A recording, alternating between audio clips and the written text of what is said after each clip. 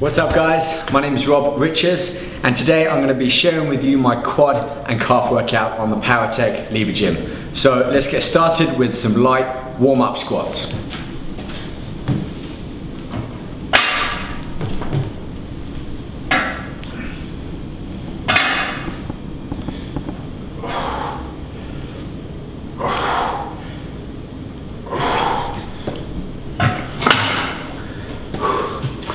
The warm-up helps to really lubricate my knees and hips and pumps more blood into the muscle, which is going to help fuel the heavier workouts.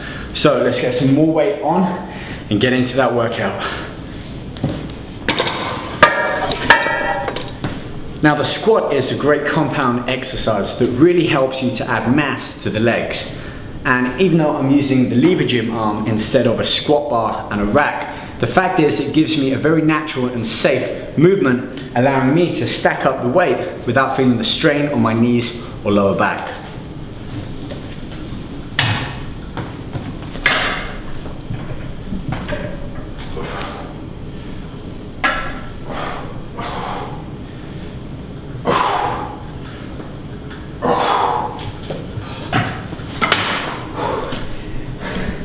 That was a great first work set, but now it's time to stack some real weight on and begin to overload my quads and get into some deep heavy squats.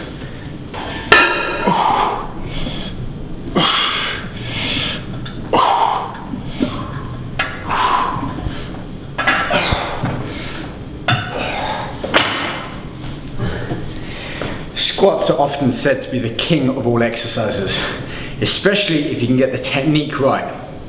When you're squatting, make sure that you keep the upper body upright with the shoulders pulled back and the chest up. And when you squat down, sit right into it with your knees not coming any further forwards than your toes.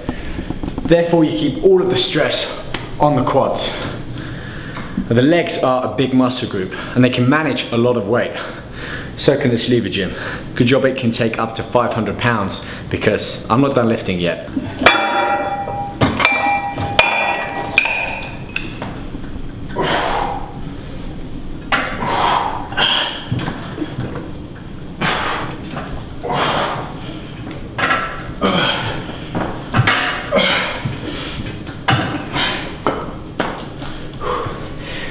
With a big movement like squats now done, and my quads all fired up, it's time to move on to a more isolated exercise like lunges.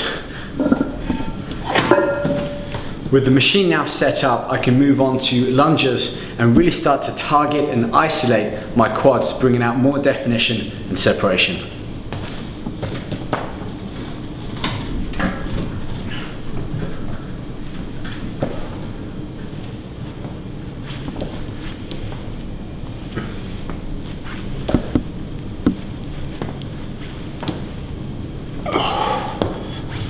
That was a good first set of lunges.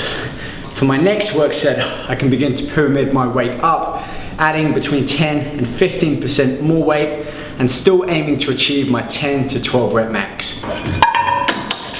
Like with the squats, it's important that when you're lunging, you don't allow your knee to overextend over your toes and to make sure your shoulders are stacked above the hips, keeping your upper body upright. Wow. With squats and lunges now out of the way, it's time to move on and focus on some leg extensions and get the bench in on the act.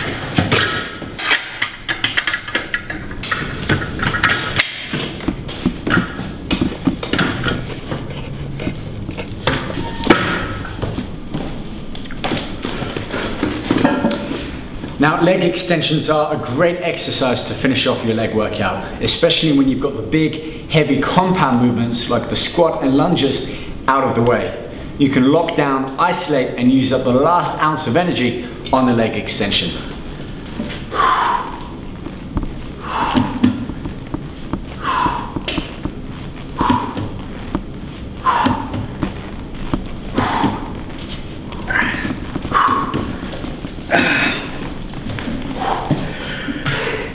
These leg extensions really do give an intense burn in the muscle. So while I've still got some energy left in them, let's get some more weight on the machine and really push them to their limit.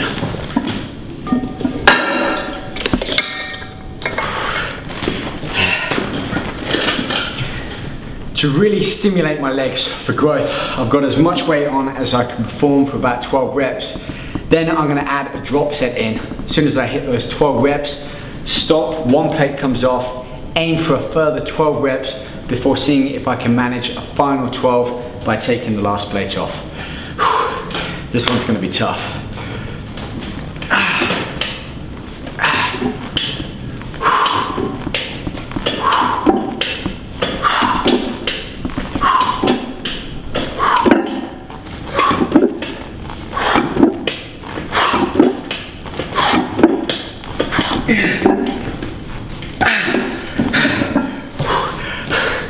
$13 reps on that one. Unlucky for some, but not for me on this set, I guess. Let's get this weight off.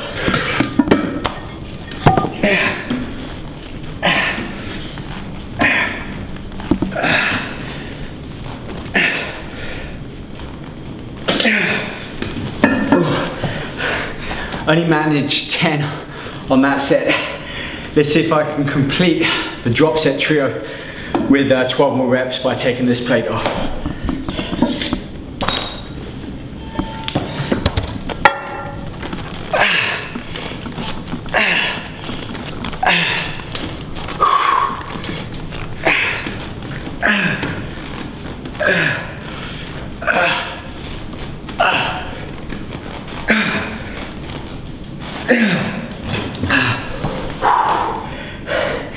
I managed to get those final 12 out on that last set, but man were they tough. Now it's on to calves. So let's set the machine up and move on to standing calf raises.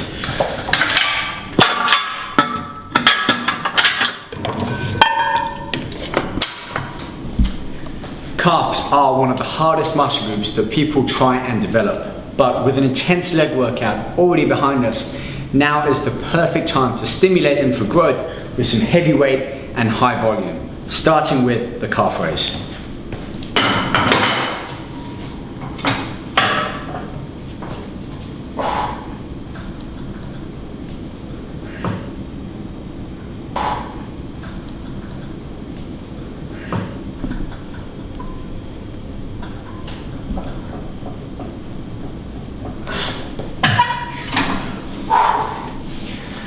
Unlike every other muscle group besides the abs, the calves respond best to high volume training. I find around 20 reps works best, lifting as much weight as you can handle. So let's get some more weight on the bar and keep things moving.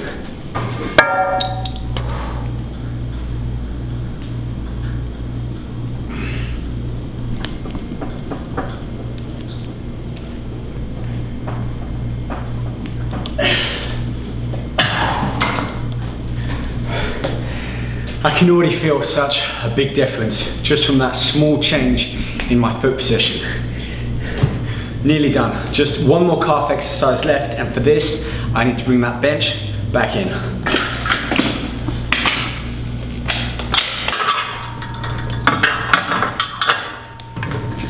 Seated calf raise is a great exercise for helping to develop and thicken out the inner portion of your calf. So to start with, I'm keeping my toes in a neutral position in line with the same angle as my heels.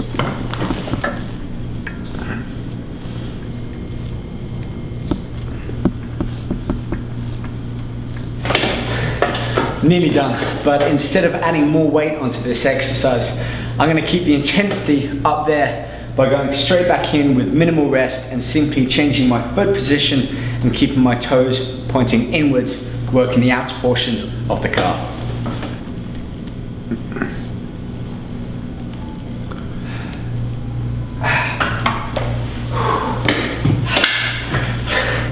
Really felt the burn in that last exercise.